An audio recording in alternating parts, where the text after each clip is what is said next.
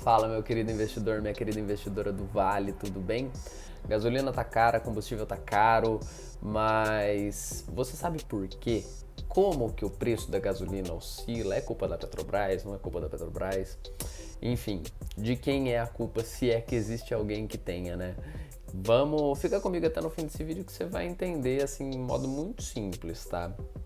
Imagina que você é um fabricante de canetas e você utiliza como matéria-prima tinta refinada, né? Você compra tinta crua e você refina crua, né? Vamos chamar por crua, vamos colocar o nome de Brent, que é crua no inglês. Você precisa comprar tinta Brent, tinta crua para você refinar, colocar dentro da sua caneta e vender sua caneta. Essa tinta Brent, ela é a mesma no mundo inteiro, independente do fabricante, da origem, ela pode ser utilizada para fins de refino e composição da tinta da caneta refinada e venda, etc.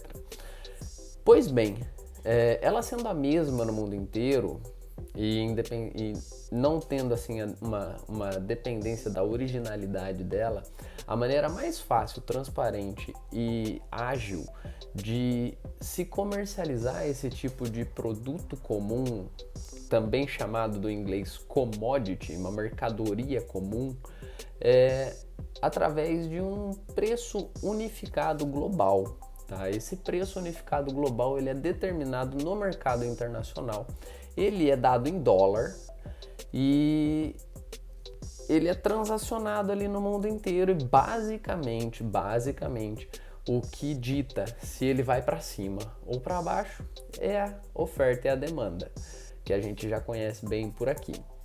Pois bem, você fabricante de canetas com tinta refinada, você precisa comprar a tinta Brent, refiná-la, colocar na caneta para vender. Quando você compra a tinta Brent, você compra em dólar, certo? Nada mais justo do que você, na ponta do custo, você tem o custo em dólar, na ponta da venda você precisa fazer essa conta do câmbio no seu custo para pôr no seu preço de venda, senão você sai defasado. Concorda comigo? É uma questão muito lógica isso. A saúde financeira da sua empresa não aguentaria você não repassar o custo do câmbio por muito tempo. Isso é extremamente prejudicial para a longevidade da empresa, do negócio. Logo, você coloca ali aquele preço do câmbio no seu preço de venda e, obviamente, quando a sua moeda estiver mais forte em relação ao dólar, você consegue vender a sua caneta com tinta refinada mais barata. Quando a sua moeda estiver mais fraca em relação ao dólar, ou seja, o seu custo ele é maior, o câmbio que você tem que passar é maior, logo o preço que você tem que cobrar na caneta com tinta refinada é maior. E isso é normal, isso é matemática. Não se esqueça que, uma vez entendido que o seu custo de matéria-prima ele advém do mercado internacional e o mercado internacional é dado em dólar, você está ali naturalmente defasado pelo câmbio. Isso é bom para a saúde financeira da empresa no intuito de se proteger das oscilações do dólar, mas isso talvez não seja tão bom assim para o consumidor. Enfim, só que a gente tem que lembrar que o câmbio, quem vai determinar se o câmbio ele tá mais forte ou mais fraco em relação ao dólar, não é você, fabricante de caneta com tinta refinada. São as políticas governamentais, o respeito ao teto de gastos, reforma da Previdência, reforma trabalhista, é o nível de credibilidade que o governo consegue expor para o mercado internacional que o país tem. Então a culpa do câmbio estar defasado não é sua, fabricante de caneta com tinta refinada. Ela é do governo, concorda comigo?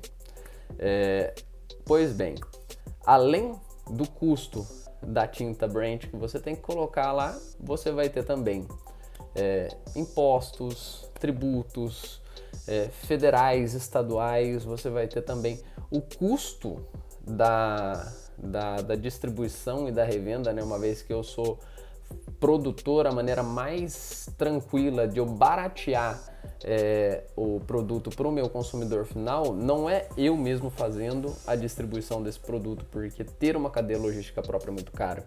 é contratar empresas que tenham esse métier, que tenham essa atuação, tenham esse tipo de serviço. E através de uma lei fiscal, uma lei nacional, né, o governo ele delimita ali um intervalo que a caneta com tinta refinada pode ser comercializada no Brasil. E é lógico que esse exemplo é apenas para a gente entender um pouco mais fácil como é a lógica da formação de preço da gasolina pela Petrobras. É um processo bem complexo, isso aqui está bem resumido, tá? Mas é só para a gente ter uma ideia e poder ter um pouco mais de senso crítico quando a gente vê, por exemplo, uma empresa repassando para o mercado um custo que ela tem de matéria-prima. Isso não é um crime. A gente tem que lembrar que a Rússia está em guerra com a Ucrânia. A Rússia é um dos principais exportadores de petróleo para o mundo. E quando a gente tem uma queda na oferta de um determinado produto sem que a demanda caia também, naturalmente a gente tem uma alta de preços. O petróleo Brent ele subiu muito nos últimos tempos em decorrência de diversos fatores. Mais recente deles, a guerra da Rússia e da Ucrânia. Então, fica aí o questionamento, um pouquinho de explicação, tá? Se você quiser se aprofundar no próprio site da Petrobras, tem muita coisa legal explicando como o preço é feito. E fica aí um pouco de senso crítico também, né? Quando a gente vê alguém que pertence ao governo apontando o dedo para a Petrobras, criticando o aumento do preço, criticando a atuação da empresa. Na realidade, é o governo apontando o dedo para ele mesmo, porque o governo é o principal responsável pela valorização ou depreciação do nosso câmbio e também é o controlador da estatal, que é de capital misto, sim, mas é de controle da União. Então, fica aí, pessoal, um pouquinho de algumas visões. E se você tem alguma dúvida, por favor, entre em contato comigo no Instagram, @sejaconsciência, também no TikTok, @sejaconsciência. E vamos que a educação financeira torna o mundo muito melhor. Um abraço e até semana que vem.